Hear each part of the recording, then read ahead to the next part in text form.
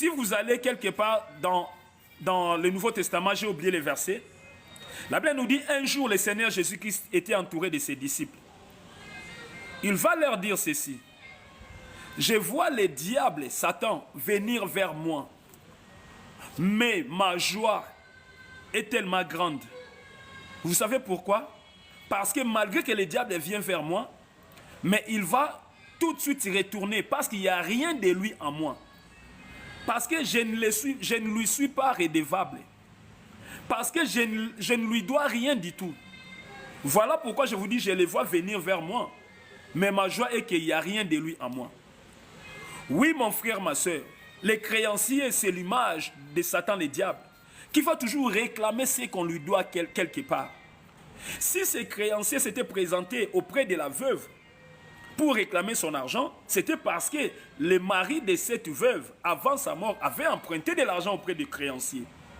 Voilà pourquoi, malgré sa mort, les créanciers ne s'est pas gêné, ne s'est pas dérangé pour venir réclamer son argent, parce que c'était son droit. Et mon frère, toi aussi qui me suis, nous avons dit prophétiquement parlant, les créanciers, c'est l'image de Satan, le diable. Satan, le diable, la Bible nous dit, si le Seigneur avait dit un jour à ses disciples, je vois Satan venir vers moi, mais ma joie est qu'il n'y a rien de lui en moi. Donc il va tout de suite retourner, parce que je ne lui dois rien. Oui, mon frère, est-ce que toi aussi là où tu es, tu peux tenir les mêmes langages? Est-ce que tu peux tenir les mêmes discours? Est-ce que tu peux tenir les mêmes vocabulaires? Je ne sais pas. Est-ce que tu n'es pas redevable quelque part? Est-ce que tu n'es pas redevable quelque part?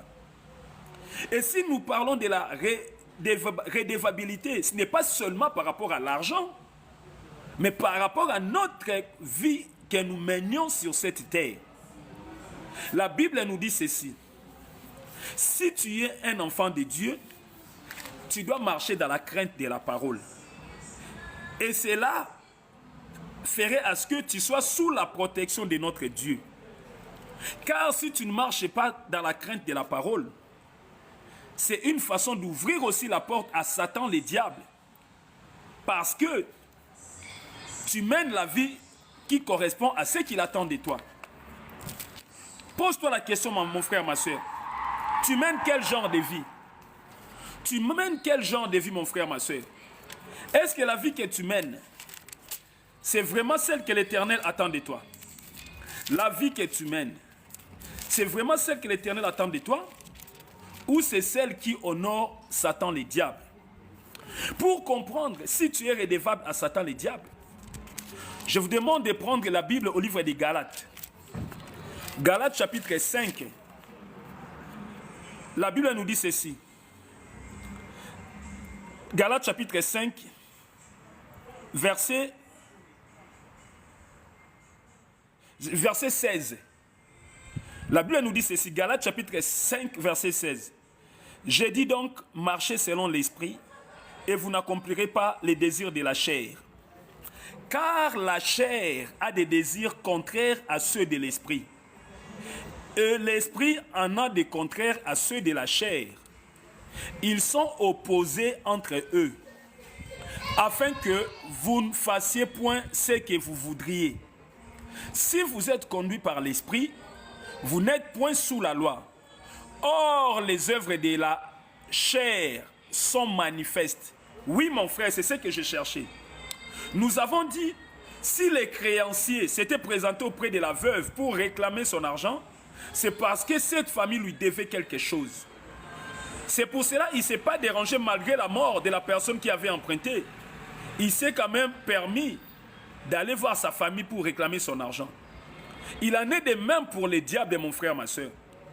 Toi qui mènes une vie qui plaît au diable, mais comment tu peux mener une vie qui plaît au diable? Galates chapitre 5, verset 19, nous donne une série de vies qui ouvrent la porte au diable afin de régner dans notre vie. Or, si nous prenons Jean 10, 10, la Bible nous dit, le diable ne vient que pour voler, détruire et égorger. Donc, toi qui mènes la vie qui plaît au diable, toi qui mènes une vie qui ouvre la porte au diable, rassure-toi tu donnes l'autorisation au diable de venir te détruire, de venir tuer tout ce que tu avais. Mais pour comprendre, je te donnerai quelques exemples de vies qui permettent au diable de venir nous réclamer parce que nous menons une vie qui correspond à lui. Et le fait de mener une vie qui correspond au diable, c'est aussi une façon de lui donner l'autorisation de venir nous réclamer. Car si le Seigneur Jésus-Christ avait dit à ses disciples, je vois le diable venir vers moi, mais ma joie est qu'il n'y a rien de lui en moi. Donc il voulait simplement dire, même si le diable vient, mais la vie que moi je mène, ce n'est pas celle que le diable attend de moi. Moi je marche dans la crainte de la parole de Dieu.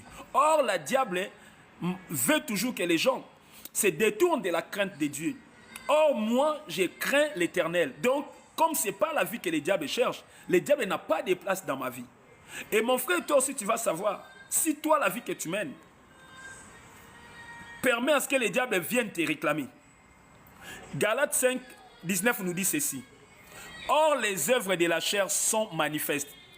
Écoute les genres de vie qu'une personne peut mener, et en menant ce genre de vie, rassure-toi, tu donnes l'accès au diable de venir te réclamer. Or, le diable, quand il vient te réclamer, c'est pour te tuer, c'est pour te détruire. Et la Bible nous parle de l'adultère. Or, les œuvres de la chair sont manifestes. Ce sont l'adultère. Tu es marié, mais tu te permets d'aller voir ailleurs. Rassure-toi, tu vis dans l'adultère. Mener une vie extra-conjugale, c'est un péché. En menant une telle vie, tu fais appel au diable de venir te réclamer. Parce que c'est la vie que lui, il a toujours menée. Parce qu'il est le père des péchés. C'est le père des adultères. Et parce que toi tu mènes cette vie, rassure-toi, il viendra te réclamer. Ne sois pas étonné si ton mariage a des problèmes. Ne sois pas étonné si tu vis de divorce en divorce. Parce que tu ne fais que vivre dans l'adultère. Et une autre vie, l'impudicité. Ça ouvre aussi la porte au diable. C'est quoi l'impudicité? C'est l'ensemble des relations intimes qu'un homme peut avoir, mais qui sont contraires à la parole de Dieu. Ça peut être la fornication. Tu n'es pas marié, mais tu te permets d'avoir des relations intimes avec des hommes, avec des femmes. C'est un péché. Ça peut être l'inceste. Tu as des relations intimes avec les gens avec qui tu es lié, avec les liens de consanguinité. Donc ça veut dire les gens avec qui vous êtes issus de même famille, vous avez les mêmes liens de sang. Ça peut être ton frère, ça peut être ta mère, ça peut être tes cousines, tes cousins, tes parents. Mais tu te permets d'avoir des relations intimes avec des gens là pour des différentes raisons. Peut-être parce que tu étais parti voir un féticheur. Il t'a donné des conditions et tu te permets de mener une telle vie. Rassure-toi, tu es en train de vivre dans l'impudicité. Et parce que tu vis dans l'impudicité, cela ouvre la porte au diable. Et cela va faire à ce que le diable vienne te réclamer. Oh, si le diable vient te réclamer, rassure-toi, c'est pour te détruire, c'est pour te tuer, c'est pour voler tout ce que l'Éternel t'a donné. Il y a une autre vie. La Bible nous dit l'idolâtrie. Tu sers quel genre de Dieu? Rassure-toi, la Bible nous dit au livre de Jean 3,16.